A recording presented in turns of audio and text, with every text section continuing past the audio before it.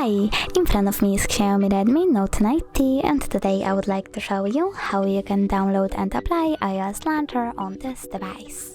Firstly, go into Play Store, tap on the search bar and type iOS Launcher. Then you need to download this app from this developer and open it.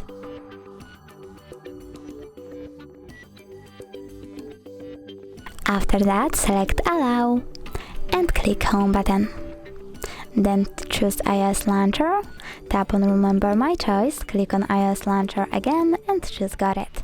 As you can see, Apple layout was applied successfully on my Android. Thanks so much for watching. If you enjoyed this video, leave a like, comment and definitely subscribe. Bye!